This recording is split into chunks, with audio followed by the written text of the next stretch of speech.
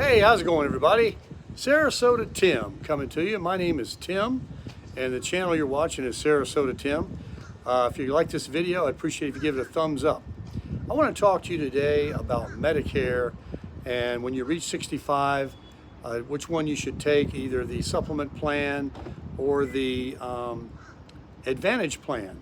There's two plans that you have to choose when you become 65 years old. And I retired at 62, started drawing my Social Security, and then at 65, I was eligible for another benefit from the government called Medicare. And here's your options. When you become 65, you have to choose. If you're still employed and your company's big enough and there's enough insured people, you can avoid the penalties from not having to take Medicare or Part B right away. But there's Part A and Part B. Most people are retired and they don't have that. But if you do, that's another story. You can look into that. But if you're going to get Medicare from 62 to 65, when you start getting your Social Security, you have no insurance.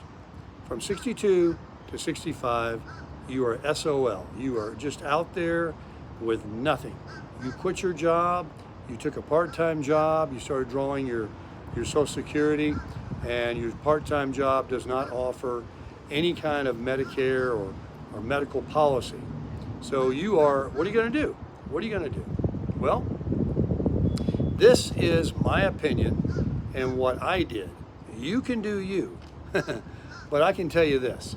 When I became 62 and I could start drawing my check, my free check, the money I paid into the government all my life, and I can start getting a Social Security check and still work and make a little bit of money, and the two together made as much money almost as I was making working full time, but not having to pay everything that goes along with working a job. So I took my Social Security at 62, and I make many videos about collecting Social Security at 62. I have millions of views on those videos. And when I first started making them, there was quite a bit of pushback from some of the people in the community and professionals that said, no, wait till you're 65, wait till you're 67, full retirement age, so you can get a bigger check. And now if you look on YouTube, it's so funny. Everybody says get your Social Security at 62. While there's still some that promote waiting or give you the option of what it would be, whatever, almost everybody you watch now on YouTube, and they get thousands, hundreds of thousands of views because they've seen all the views I got and how it made sense, because I gave the truth. I explained that if you collect it now at 62 and you wait till later, you lose all this money that you didn't collect. And then you start collecting later to get a little bit more money, and you got to live another lifetime almost to ever surpass what you left on the table. And then, of course, when you're that old, you got a lot less runway in front of you than you got behind you, and nobody's promised tomorrow. But this video is not about Social Security. If you'd like to check those out, take a look. I got a playlist on them, or just Google Social Security at 62 on YouTube, and no doubt you're going to get one of my videos. Today is about the insurance. Folks, there is no insurance for you, as I mentioned earlier in the video, if you quit your job and you have insurance and you start drawing your Social Security at 62. You can get Obamacare or the Affordable Care Act insurance from the government that will pay for it if you don't make too much money. But as soon as you start making a side hustle and working with your Social Security and making almost any amount of money at all, then the subsidy goes way down and you are left footing the bill. So you either have to make a choice, keep working until you're 65 and get Medicare for 3 more years, or quit working and take a chance on not getting so sick that you need some kind of major medical. Now I'm 65, going to be 66 shortly, and I've been a relatively very healthy person my entire life. It wasn't until I actually got to be about 65 where I had a couple of issues with some dermatology, and I have an issue with my eyes called glaucoma. And so I go and I get my eyes checked, and My insurance pays for it. I take drops. I had a surgery done. It didn't work. And they wanted to do another surgery recently, and we're putting that off because the eye drops are working. So obviously, insurance does pay when you need something. Now, if you are, I will just make this very clear if you're watching this video. Before you go quitting your job and quitting your insurance, if you have insurance, you're probably not going to do this anyway if you know you're a sickly person. If you are currently using your insurance and have been because you've got a serious illness, a disease, something that requires a lot more money than you can afford to pay out of your pocket, but your insurance is doing a good job paying for it, then you need to stay right where you're at. But if you've been healthy, or you ask yourself the question, how much have I used my insurance? Plus you're paying probably $300 to $800 a month for an insurance policy out of your monthly income from your employer. That's right, even if they pay part of it, you're paying some.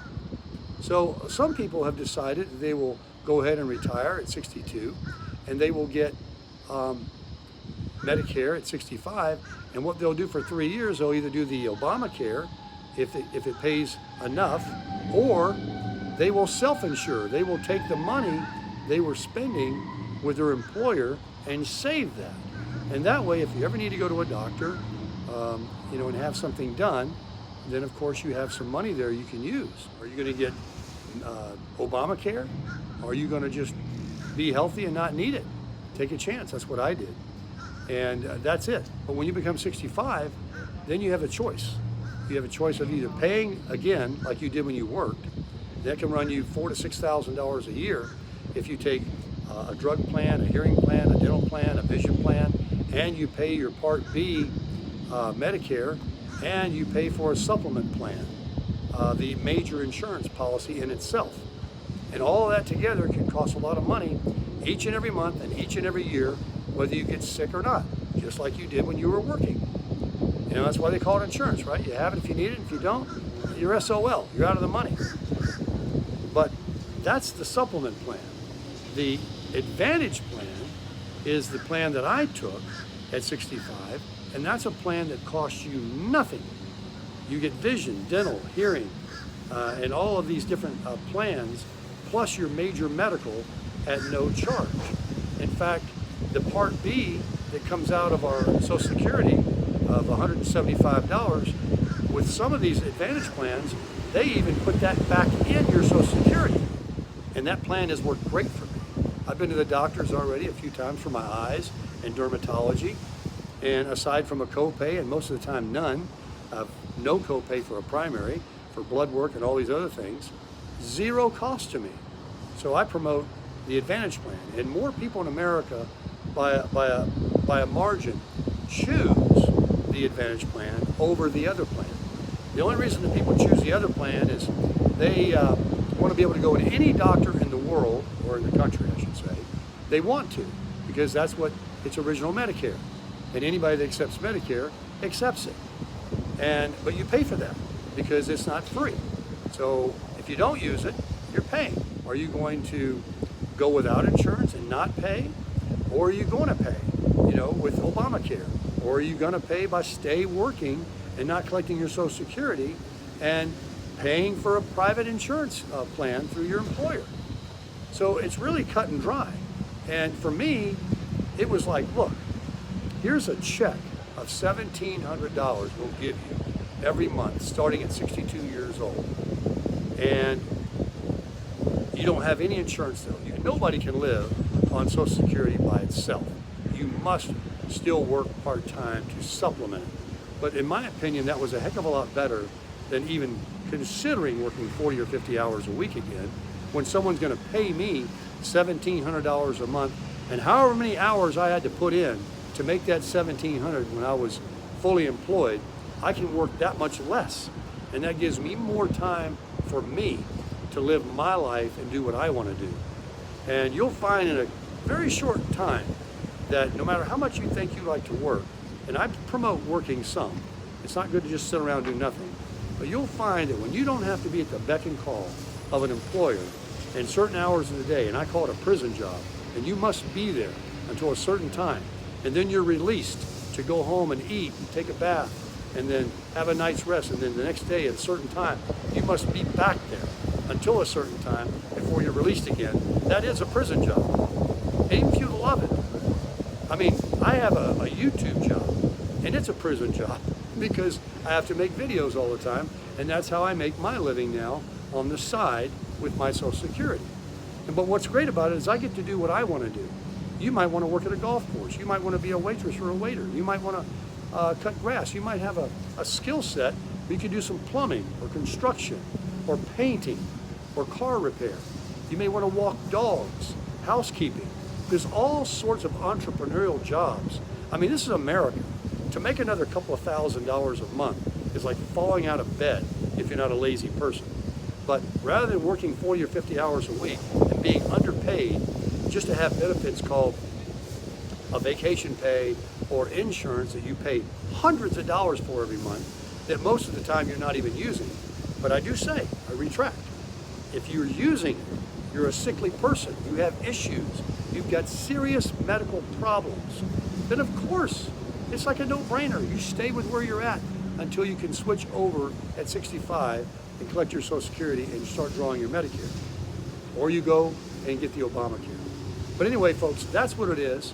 I'll make more videos if you want on the difference between the Advantage Plan, Medicare, and the Supplement Plan. And I used to get a lot of pushback on that too, until more people found out that taking the Advantage Plan is they have an HMO and they have a PPO. And I have a PPO, and it's still free. And I can go from 2,000 providers within my network to 55,000 providers all over these United States. So it's kind of like the Supplement Plan, but you're still within a network, and you can be out of network where the cost can be slightly higher. But the fees are very nominal compared to what you're going to pay every single month, whether you use it or not, for a supplement plan. But people that have a lot of money, they're retired with pensions, and they have a lot of money, they just, choose to do that. Or they're been told by their friends or relatives that that's the way they should go. People are going to do them.